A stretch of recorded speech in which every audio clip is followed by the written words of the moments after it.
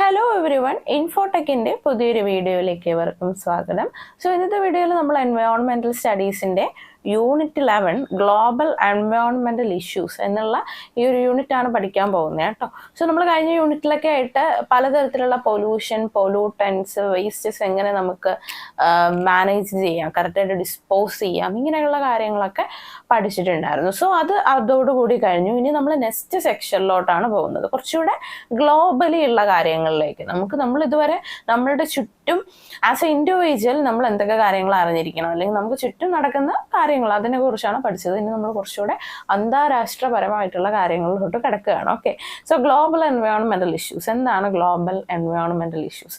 അപ്പോൾ നമ്മൾ കേട്ടിട്ടുണ്ടാവും ഗ്ലോബൽ വാർമിംഗ്. അപ്പോൾ ആഗോള പരമായിട്ടുള്ള എൻവയോൺമെന്റിൽ വരുന്ന ഇഷ്യൂസ്, ടോട്ടലി ഈ ഒരു എർത്തിൽ വരുന്ന കാര്യങ്ങളെ കുറിച്ചാണ് ഇവിടെ പറയുന്നത്. സോ ഫസ്റ്റ് ഓഫ് ഓൾ തന്നെ ഗ്ലോബൽ വാർമിങ്ങിനെ കുറിച്ചും ക്ലൈമറ്റ് ചേഞ്ചിനെ കുറിച്ചാണ് നമുക്ക് പഠിക്കാനുള്ളത്.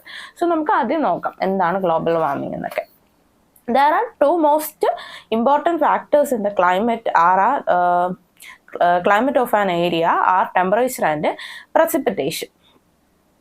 ഓക്കെ, അപ്പോൾ ഒരു സ്ഥലത്ത് അവിടെ ഒരു ക്ലൈമറ്റ് ഉണ്ടാവണമെങ്കിൽ ആ ഒരു ക്ലൈമറ്റ് ചേഞ്ചിന് ഉള്ള പ്രധാനപ്പെട്ട കാരണങ്ങൾ, ഒന്ന് ടെമ്പറേച്ചറാണ്, രണ്ടാമത്തെ വൺ ഈസ് പ്രസിപ്പിറ്റേഷനാണ്.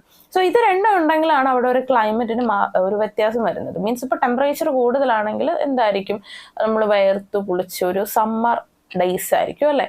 ഇനി പ്രസിപ്പിറ്റേഷൻ ആണ് കൂടുതലെങ്കിലോ മഴയായിരിക്കും കൂടുതൽ, ഒരു വിന്റർ ടൈം ആയിരിക്കും. സോ അതാണ് ആ ഒരു രീതി. അപ്പോൾ ടെമ്പറേച്ചറും പ്രസിപ്പിറ്റേഷൻ റിലേറ്റഡ് ആയിട്ടാണ് ക്ലൈമറ്റ് ഏതാണെന്നുള്ളത് തീരുമാനിക്കുന്നത്.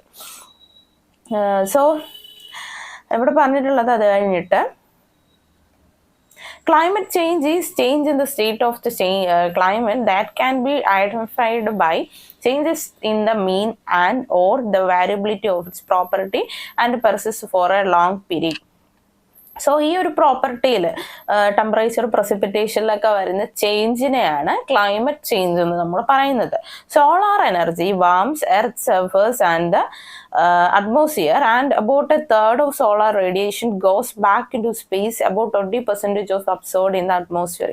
So സോളാർ എനർജിയെ കുറിച്ചാണ് അത് കഴിഞ്ഞ് പറയുന്നത്. സോളാർ എനർജി എന്താണ്? സൂര്യൻ്റെ ആ ഒരു എനർജി, അല്ലെങ്കിൽ സൺലൈറ്റ്. സോ ഈ ഒരു സൺലൈറ്റ് വരുമ്പോൾ സൺലൈറ്റിൻ്റെ 1/3 എങ്ങോട്ടാണ് തിരിച്ച്, about a third of radiation goes into the തിരിച്ച് സ്പേസിലോട്ട് തന്നെ പോകും. ആ ഒരു റേഡിയേഷൻ സൺലൈറ്റ് വരുമ്പോൾ തിരിച്ച് മുകളിലോട്ട് കയറി പോകും. ബാക്കി 20% is absorbed in the atmosphere gases and ബാക്കി 20% വരുന്ന സൺലൈറ്റ് എന്ത് ചെയ്യും, ആ ഒരു ചൂടും ആ ഒരു എനർജിയും നമ്മളുടെ അന്തരീക്ഷത്തിലുള്ള ഓരോ ഗ്യാസസ്, ആ ഒരു മോയ്സ്ചർ, പലതരത്തിലുള്ള ഗ്യാസസ് ഇത് വലിച്ചെടുക്കും, ആ ഒരു ചൂട്. ബാക്കി വരുന്ന റേഡിയേഷൻ ആരാണ് വലിച്ചെടുക്കുന്നത്? സർഫസ് ഓഫ് ദ എർത്ത്, നമ്മുടെ ഭൂമിയുടെ ഉപരിതലം, അതായത് നമ്മൾ ഈ നിൽക്കുന്ന ഈ ഒരു ലാൻഡ്, ഈ ഒരു ഭൂമിയുടെ ഉപരിതലമാണല്ലോ, ഇതാണ് വലിച്ചെടുക്കുന്നത്. സോ സൺലൈറ്റ് വരുമ്പോൾ അതിൽ നല്ലൊരു ശതമാനം എങ്ങോട്ട് പോകും, തിരിച്ച് മുകളിലോട്ട് കയറി പോകും. 20% അന്തരീക്ഷത്തിലുള്ള പലതരത്തിലുള്ള ഗ്യാസസ് വലിച്ചെടുക്കുകയും റിമെയിൻ ചെയ്യുന്ന താപനില സർഫസ്, എർത്തിന്റെ സർഫസ് വലിച്ചെടുക്കുകയും ചെയ്യുന്നു. So അടുത്തെന്താണ്? Due to heat absorption by gases, the atmosphere becomes warmer. അപ്പോൾ ഒരു പരിധിക്ക് കൂടുതൽ നമുക്കുടെ അന്തരീക്ഷത്തിലെ പലതരത്തിലുള്ള ഗ്യാസസ് ഈ ചൂട് സൺലൈറ്റ് വലിച്ചെടുക്കുമ്പോൾ, ആ ഒരു ഹീറ്റ് വലിച്ചെടുക്കുമ്പോൾ എന്ത് ചെയ്യും?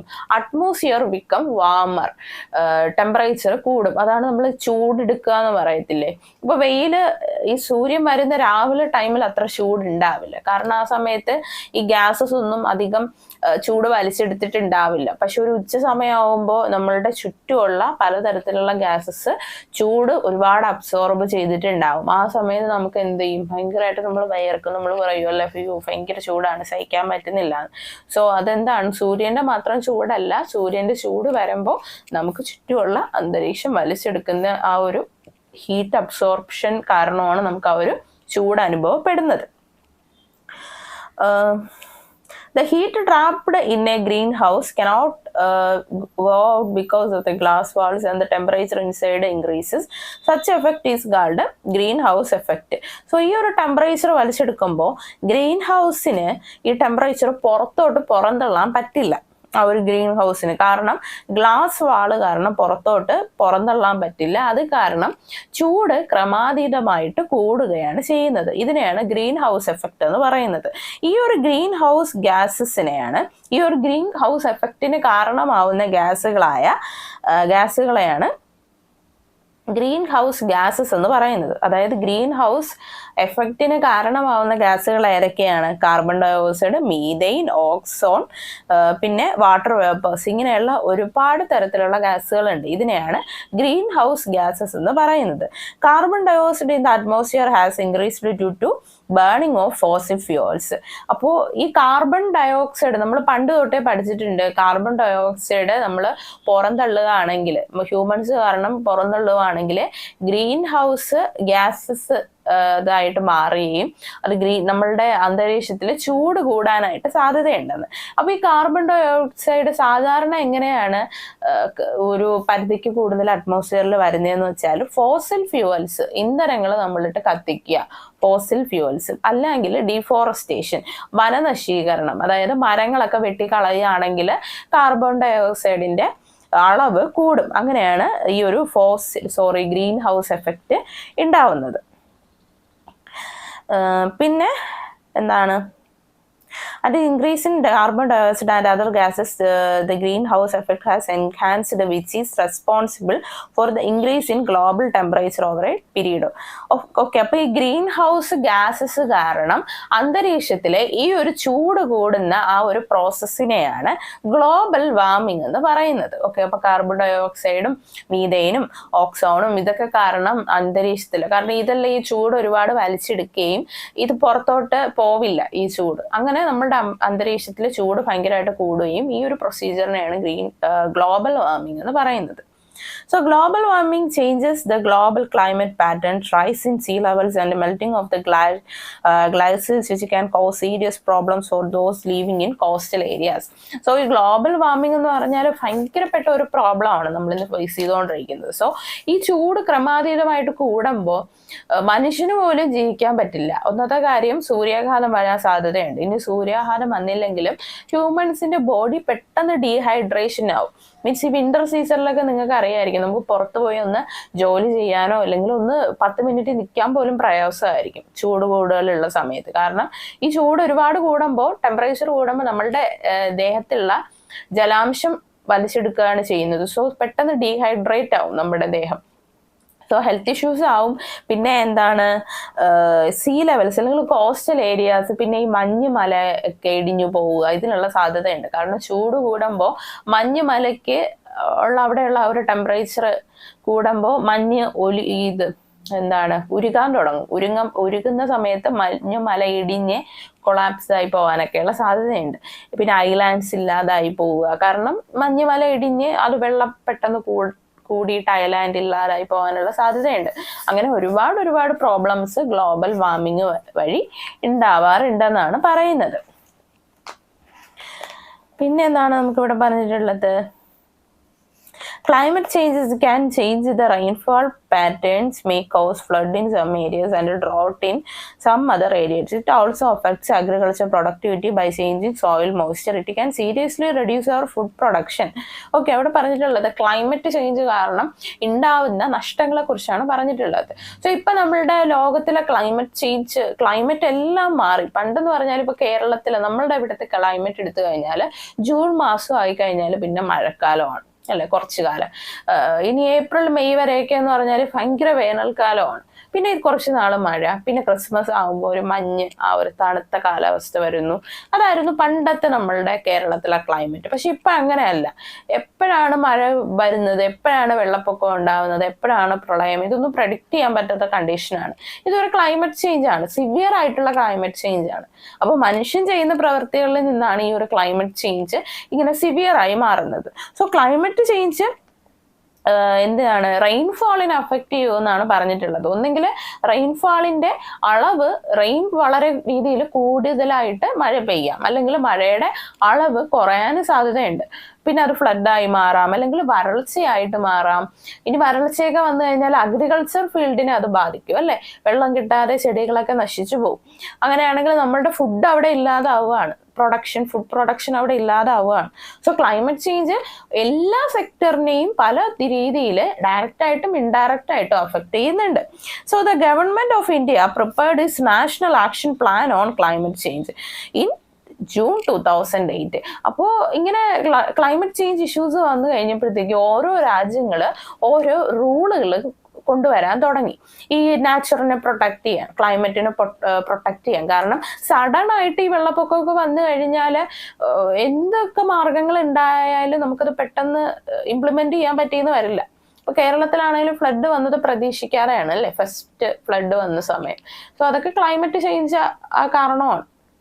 സോ അവിടെ പറഞ്ഞിട്ടുള്ളത്, അത് കഴിഞ്ഞ് ഗവൺമെന്റ് ഓഫ് ഇന്ത്യ 2008 ജൂൺ മാസത്തിൽ പുതിയൊരു പ്ലാൻ കൊണ്ടുവന്നിട്ടുണ്ടായിരുന്നു, national action plan on climate change. Climate ചേഞ്ചിന് വേണ്ടി അത് റിലേറ്റഡ് ആയിട്ടുള്ള ഒരു പ്ലാൻ കൊണ്ടുവന്നിട്ടുണ്ടായിരുന്നു. Wherein measures have been identified to promote developmental objectives and effectively addressing the climate change. അപ്പൊ ക്ലൈമറ്റ് ചേഞ്ച് എങ്ങനെയാണ് വരുന്നത്, അതിന്റെ കാരണങ്ങൾ എങ്ങനെയാണ്, ഇതിനെക്കുറിച്ചൊക്കെ പഠിക്കാനായിട്ടും അതിന് പുതിയ മെഷേഴ്സ് ഒക്കെ കൊണ്ടുവരാനായിട്ട് 2008 ജൂൺ മാസത്തിലാണ് ഫസ്റ്റ് ആയിട്ട് ഗവൺമെന്റ് ഓഫ് ഇന്ത്യ പ്ലാൻ കൊണ്ടുവന്നത് കേട്ടോ. അപ്പൊ അത് എക്സാമിന് ചോദിക്കും, നോട്ട് ചെയ്യുക. പിന്നെ പറഞ്ഞിട്ടുള്ളത്, അത് കഴിഞ്ഞ് ഇങ്ങനെ ഒരുപാട് നാഷൻസ് പ്ലാൻസ് കൊണ്ടുവന്നിട്ടുണ്ട്. A total of 8 national missions form the core of this plan which provide long term and individual strategies. ഓക്കെ, ലോങ് ടേമും ഷോർട്ട് ടേമും ആയിട്ടുള്ള പല പ്ലാനുകളിലും മെഷേഴ്സിലും ഒക്കെ പല രാജ്യങ്ങൾ ഓരോ കാര്യങ്ങൾ ചെയ്തിട്ടുണ്ടായിരുന്നു. മീൻസ് ഇപ്പൊ ഇന്ത്യ ആണെങ്കിൽ പ്ലാസ്റ്റിക് ഒക്കെ യൂസ് ചെയ്യുന്നതിന്റെ കൗണ്ട് കുറച്ചു. ചില രാജ്യങ്ങളാണെങ്കിൽ ഈ ഡീസൽ പെട്രോൾ വാഹനങ്ങൾ കുറച്ചിട്ട് ഇലക്ട്രിക് വെഹിക്കിൾസ് ഒക്കെ കൊണ്ടുവന്നു. ഈ പുറത്തെ രാജ്യങ്ങളിലൊക്കെ കൂടുതൽ ഇലക്ട്രിക് വെഹിക്കിൾസ് മാത്രമേ ഉള്ളൂ. കാരണം അത് ഈ ക്ലൈമറ്റ് ചേഞ്ച് റിലേറ്റഡ് ആയിട്ടുള്ള പ്ലാൻ കൊണ്ടുവന്നപ്പോൾ അത് റിലേറ്റഡ് ആയാണ് അങ്ങനെ ഒരു നിയമം വന്നത് കേട്ടോ. അപ്പൊ ഇന്ത്യയിലും ഇപ്പൊ ആയിക്കൊണ്ടിരിക്കുകയാണല്ലോ ഇലക്ട്രിക് വെഹിക്കിൾസ്. സോ അടുത്ത് പറഞ്ഞിട്ടുള്ളത്, അതിനോടൊപ്പം തന്നെ നമുക്ക് അറിയാവുന്ന ഇമ്പോർട്ടൻ്റ് ആയിട്ടുള്ള ഒന്നാണ് ഓസോൺ ലെയർ ഡിപ്ലേഷൻ, ഓസോൺ പാളിയിലെ വിള്ളൽ. അതിനെക്കുറിച്ചാണ് ഇവിടെ പറഞ്ഞിട്ടുള്ളത്. സോ എന്താണ് ഓസോൺ ലെയർ ഡിപ്ലേഷൻ? നമ്മൾ ചെറിയ ക്ലാസ്സുകളിലൊക്കെ പഠിച്ചിട്ടുണ്ട് അല്ലെ, അതൊരു പാളിയാണ്. ആ പാളിയിൽ ഹോള് വന്നിട്ട് ഇങ്ങനെ താഴോട്ട് ചൂട് വരുന്നു എന്നൊക്കെ ഉള്ള കാര്യങ്ങൾ പല തവണ പഠിച്ചിട്ടുണ്ട്. സോ അതാണ് ഇവിടെ കൊടുത്തിട്ടുള്ളത്. സോ എന്താണ് നമുക്ക് ഓസോൺ ലെയർ ഡിപ്ലേഷൻ എന്ന് നോക്കാം. സോ അടുത്ത് നമ്മൾ എന്താണ് ഓസോൺ ലെയർ ഡിപ്ലേഷൻ എന്നാണ് പഠിക്കാൻ പോകുന്നത്. സോ ഓസോൺ പാളി അല്ലെങ്കിൽ ഓസോൺ പാളിയിലെ വിള്ളൽ, ഇത് നമ്മൾ ഇടയ്ക്കിടയ്ക്ക് കേട്ടിട്ടുള്ള ന്യൂസിലൊക്കെ കേൾക്കുന്നതാണ്. ഓൾസോ നമ്മൾ ചെറിയ ക്ലാസ്സുകളിലൊക്കെ പഠിച്ചു വന്നിട്ടുള്ള ഒന്നാണ് അല്ലേ. അപ്പോൾ എന്താണ് ഓസോൺ ലെയർ? അതൊരു പാളിയാണ് അല്ലെങ്കിൽ ഒരു കവറിങ് പ്രൊട്ടക്ഷൻ ആണെന്നൊക്കെ മേ ബി അറിയാമായിരിക്കുമല്ലോ. നമുക്ക് എന്താണെന്ന് ഡീറ്റെയിൽ ആയിട്ട് നോക്കാം. The ozone layer is a thin part of Earth's atmosphere which absorbs almost all of the sun harmful ultraviolet light. Earth's atmosphere can be divided into 3 zones: troposphere, stratosphere, and mesosphere. The ozone layer is present in the stratosphere which extends from 15 to 50 kilometers. Okay, അപ്പോൾ എർത്തിൻ്റെ അറ്റ്മോസ്ഫിയറിൽ 3 തരത്തിൽ ഈ സോണുകളെ divide ചെയ്തിട്ടുണ്ട്. ഏറ്റവും മുകളിലാണ് ഈ സൂര്യൻ വരുന്നത്. അപ്പോൾ നമ്മൾ അറ്റ്മോസ്ഫിയറിൽ നിന്ന് ഓരോ പാളികളുണ്ട്. ഓക്കെ, അതിൽ ഈ എയറോപ്ലെയിനൊക്കെ പോകുന്നത് അതിലൊരു പാളിയിലൂടെയാണ്. അപ്പം നമ്മൾ ഈ നിൽക്കുന്നത് ഏറ്റവും താഴത്തെ പാളിയാണ്. സോ ഇത് 3ആയിട്ട് ഡിവൈഡ് ചെയ്തിട്ടുണ്ട്. 1 ഏതാണ്? ട്രോപ്പോസ്ഫിയർ, വേറൊന്ന് സ്ട്രാറ്റോസ്ഫിയർ, മറ്റൊന്ന് മെസോസ്ഫിയറിൽ. ഇതിൽ രണ്ടാമത്തെ പാളിയായ സ്ട്രാറ്റോസ്ഫിയറിലാണ് ഓസോൺ ലെയർ കാണപ്പെടുന്നത്. അതൊരു തിൻ ലെയറാണ് കേട്ടോ. അപ്പോൾ ഇതിൻ്റെ പ്രത്യേകത എന്താണെന്ന് വെച്ചാൽ, സൂര്യനിൽ നിന്ന് UV റൈസ് ഒക്കെ വരുമല്ലോ, അപകടകരമായിട്ടുള്ള റൈസുകളൊക്കെ വരുമ്പോൾ അതെല്ലാം ഈ ഒരു ഓസോൺ ലെയറിലൂടെ ആയിരിക്കും കടന്നു വരുന്നത്. അപ്പോൾ ഓസോൺ ലെയർ അവിടെ ഉള്ളത് കൊണ്ട് തന്നെ നല്ല വെട്ടമായിരിക്കും നമുക്ക് ഭൂമിയിലോട്ട് കിട്ടുന്നത്, നമുക്ക് ദേഹത്തൊക്കെ കിട്ടുന്നത് ആ നല്ല വെട്ടമായിരിക്കും. കാരണം ആ UV റൈസിൽ അങ്ങനെയുള്ള വേണ്ടാത്ത അഴുക്ക കാര്യങ്ങളൊക്കെ ഈ ഓസോൺ ലെയർ വലിച്ചെടുത്തോളും. അപ്പോൾ ഓസോൺ ലെയർ ഉള്ളതുകൊണ്ടാണ് നമുക്ക് ഈ ഒരു വേണ്ടാത്ത UV റൈസ് ഒന്നും ഇങ്ങോട്ട് വരാത്തത്. അത് വന്നു കഴിഞ്ഞാൽ നമുക്ക് ഈ സൺ ബേണിങ്ങും ഇതൊക്കെ വരുമല്ലോ, അത് ഈ UV റൈസ് താഴെ വരുന്നത് കൊണ്ടാണ്. പക്ഷേ പണ്ട് അങ്ങനെയുള്ള ഈ സൂര്യാഘാതം ഇങ്ങനെയുള്ള കുഴപ്പങ്ങളൊന്നും ഇല്ലായിരുന്നു. പക്ഷെ ഇപ്പോൾ നമ്മളുടെ ഓസോൺ ലെയറിൽ വിള്ളൽ വന്നിട്ടുണ്ട്, ഓസോൺ പാളിയിൽ വിള്ളൽ വന്നിട്ടുണ്ട്. ഈ ഓസോൺ പാളിയിൽ വിള്ളൽ വീഴാൻ കാരണം ക്ലോറോ ഫ്ലൂറോ കാർബൺസ് ആണ്, അതായത് CFC. ഇങ്ങനെയുള്ള കുറച്ച് എലമെന്റ്സ് ആണ് ഓസോൺ പാളിയിൽ വിള്ളൽ വരാൻ കാരണം. അത് മനുഷ്യൻ ഡയറക്റ്റ്ലി ചെയ്യുന്ന ചില പ്രവൃത്തികൾ കാരണമാണ് ഓസോൺ പാളിയിൽ വിള്ളൽ വരുന്നത്. അപ്പോൾ വിള്ളൽ വരുമ്പോൾ ഇങ്ങനെ ഹോളുകൾ വരുമ്പോൾ സൂര്യനിൽ നിന്നുള്ള വെട്ടം ഡയറക്റ്റ്ലി UV റേസ് എല്ലാം ഭൂമിയിലോട്ട് പതിക്കും. അതെന്തിനൊക്കെ കാരണമാവും? സ്കിൻ ക്യാൻസർ, അല്ലെങ്കിൽ നമ്മളുടെ കണ്ണിന് കാഴ്ചശക്തി നഷ്ടപ്പെടുക, ഇനി അനിമൽസിനാണെങ്കിൽ സ്കിൻ ഇൻഫെക്ഷൻസ്, മറ്റ് അസുഖങ്ങളൊക്കെ വരും.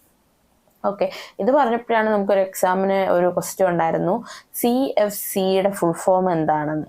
എന്നിട്ട് കുറേ ഇത് കൊടുത്തിട്ടുണ്ടായിരുന്നു. യഥാർത്ഥത്തിൽ ആൻസർ CFCയുടെ full form chlorofluorocarbon ആണ്. ഇതറിയായിരിക്കുമല്ലോ. ഓക്കെ, അപ്പോൾ നമ്മൾ എന്താണ് പറഞ്ഞത്? ഹ്യൂമൻ ഹെൽത്തിനെയും അനിമലിൻ്റെ ഹെൽത്തിനെയും ഒരുപോലെ ഇത് ബാധിക്കും. ഏതാണ്? ഈ UV റേസ്, UV റേഡിയേഷൻ ഭൂമിയിലോട്ട് വന്നു കഴിഞ്ഞാൽ. അപ്പോൾ ഇപ്പോൾ ഓസോൺ പാളിയിൽ വിള്ളലൊക്കെ ഉള്ളതുകൊണ്ട് UV റേസ് ഡയറക്റ്റ്ലി ഇവിടെ പതിക്കുന്നുണ്ട്.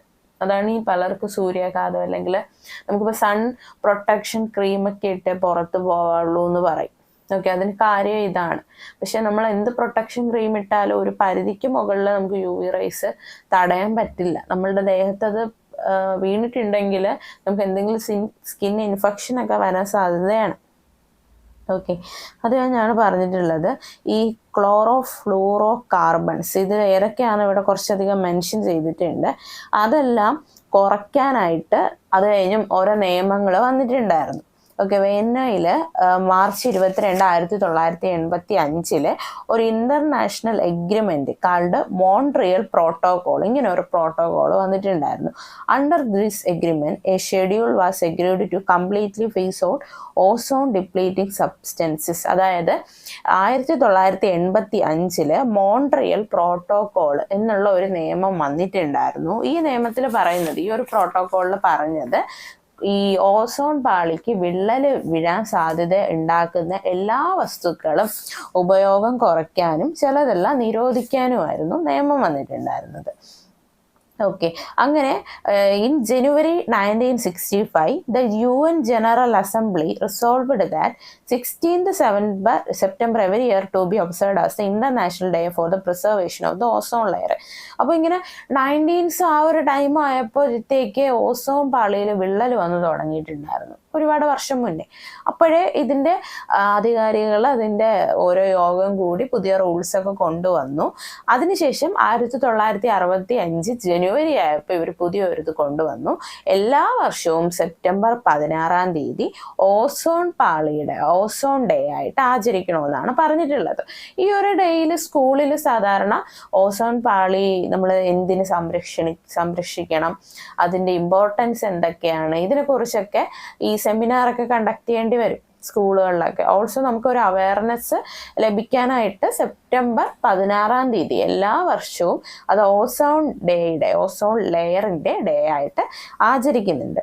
അതിനുശേഷം എല്ലാ രാജ്യങ്ങളും, ഇന്ത്യ ഉൾപ്പെടെയുള്ള എല്ലാ രാജ്യങ്ങളും ക്ലോറോ ഫ്ലൂറോ കാർബൺസിൻ്റെ ഉപയോഗം പരമാവധി കുറയ്ക്കുകയും അങ്ങനെ 2018 വന്ന ഓസോൺ ലെയറിൻ്റെ റിപ്പോർട്ട് പ്രകാരം ഇപ്പോൾ ഓസോൺ പാളിയിൽ വന്ന ആ വിള്ളലൊക്കെ ഹീലായിട്ട് വരുന്നുണ്ടെന്ന്, മീൻസ് ഉണങ്ങി വരുന്നുണ്ടെന്ന്, ആ വലിയ ഹോളുകളൊക്കെ ഉണങ്ങി ഓക്കെ ആയി വരുന്നുണ്ട് എന്നാണ് പറയുന്നത്. പക്ഷെ ഫുൾ ഇതുവരെ ഓസോൺ പാളിയിലെ വിള്ളൽ മാറിയിട്ടില്ല. നമ്മൾ CFC അല്ലെങ്കിൽ ക്ലോറോ ഫ്ലൂറോ കാർബൺസിൻ്റെ ഉപയോഗങ്ങൾ അല്ലെങ്കിൽ അങ്ങനെയുള്ള ഗ്യാസിൻ്റെ ഉപയോഗം കുറച്ചാൽ 2050 ആവുന്ന ടൈമിലത്തേക്ക് ഓസോൺ പാളി ഓക്കെ ആവുമെന്ന് പ്രതീക്ഷിക്കുന്നു. സോ ഇവിടെ എന്തുകൊണ്ടാണ് നമുക്കിത് പറഞ്ഞിരിക്കുന്നത്? നമ്മൾ എല്ലാവരുടെ ലൈഫിലും ക്ലോറോ ഫ്ലൂറോ കാർബൺസ് ഒക്കെ അവോയ്ഡ് ചെയ്ത് പ്രകൃതിയെ സംരക്ഷിക്കാനുള്ള മാർഗങ്ങൾ നോക്കണം. എങ്കിലും നമുക്ക് എല്ലാവർക്കും ചേർന്ന് 2050 ആകുമ്പോൾ ഓസോൺ പാളിന് നല്ലൊരു പുതുജീവൻ കൊടുക്കാൻ പറ്റും. ഓക്കെ, അത് കഴിഞ്ഞ് ഇതൊക്കെ ഓരോ നമ്മളുടെ ഗ്ലോബലി നമ്മൾ നേരത്തെ ഈ ചെറിയ ചെറിയ എൻവയോൺമെൻറ്റൽ ഇഷ്യൂസാണ് പഠിച്ചിട്ടുണ്ടായിരുന്നത്. ബട്ട് ഈ ഒരു യൂണിറ്റിൽ ഗ്ലോബലി വരുന്ന എൻവയോൺമെൻറ്റൽ ഇഷ്യൂസാണ് നമ്മൾ ഡീൽ ചെയ്തത്. അതിൽ നമ്മൾ ഗ്ലോബൽ വാർമിങ് പറഞ്ഞു, പിന്നെ ഗ്രീൻ ഹൗസിൻ്റെ എഫക്റ്റ് ഗ്യാസസിനെ കുറിച്ച് പറഞ്ഞു, പിന്നെ എന്താ പറഞ്ഞത് ഓസോൺ ലെയർ ഡിപ്ലേഷനെ കുറിച്ച് പറഞ്ഞു. Then final one is acid rain. Acid rain എന്താണെന്നാണ് നമ്മൾ പറയാൻ പോകുന്നത്. ആസിഡ് റെയിൻ എല്ലാവർക്കും അറിയാമായിരിക്കുമല്ലോ. നമുക്ക് വേനൽക്കാലത്തൊക്കെ ചിലപ്പോൾ ഇപ്പോൾ കേരളത്തിൽ പെയ്യുന്ന മഴ ആസിഡ് റെയിൻ ആണ്. Acid release hydrogen ions in aqueous solution. The strength of an acid is given by its pH level. അപ്പോൾ എന്താണ് ആസിഡ്? ആസിഡും ആൽക്കലൈനൊക്കെ എല്ലാവർക്കും ഫെമിലിയർ ആണ്. ഇപ്പോൾ മണ്ണിലാണേലും ആസിഡിറ്റി കണ്ടന്റ് ഉണ്ട്, ആൽക്കലൈൻ കണ്ടന്റ് ഉണ്ട്. അപ്പോൾ ഇത് കൂടിയാലും കുറഞ്ഞാലും കുറ്റമാണ്. സോ ഒരു 7 നോർമലായിട്ടുള്ള ഒരു ബേസിക് ആയിട്ടുള്ള ആസിഡ് ലെവൽ. ഈ 7 താഴെ ആയാൽ അത് ആസിഡ് എന്നും പറയും, 7 മുകളിൽ പോയാൽ അത് ആൽക്കലൈൻ കണ്ടന്റ് എന്നും പറയും. അപ്പോൾ പലതരത്തിലുള്ള ആസിഡ് കാരണം ഈ വായുവിലുള്ള അന്തരീക്ഷത്തിലുള്ള വെള്ളാംശമായിട്ട് ആസിഡ് പ്രവർത്തിക്കുകയും അങ്ങനെ പെയ്യുന്ന മഴേനെയാണ് ആസിഡ് റെയിൻ എന്ന് പറയുന്നത്. അപ്പോൾ ഈ പെയ്യുന്ന മഴയുടെ ആസിഡ് കണ്ടന്റ് 5.7 ആയിരിക്കും, 7 നല്ല താഴെയാണ്.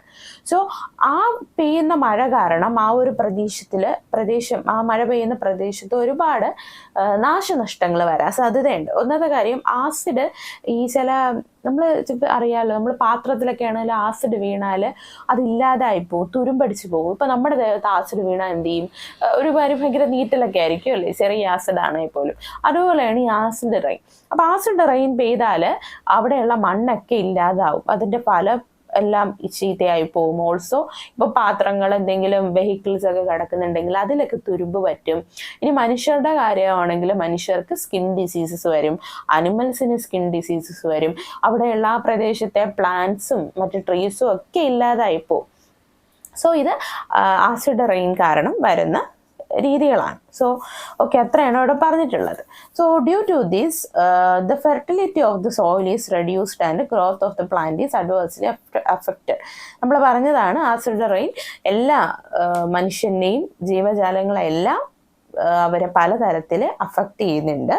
പിന്നെ acid rain can damage materials structures such as bridges, building, statues and monuments. അപ്പോൾ മനുഷ്യനെയും ഓൾസോ മരങ്ങളെയും പ്ലാന്റ്സിനെ മാത്രമല്ല ബിൽഡിങ്സിനെ പോലും ആസിഡ് റെയിൻ ഇല്ലാതാക്കുന്നുണ്ട്. കാരണം ഇതൊരു ആസിഡ് ആണല്ലോ. അപ്പോൾ ആസിഡ് എടുത്തൊഴിച്ചാൽ എന്തായാലും അത് അവിടെ ഒരു റിയാക്ഷൻ വരും.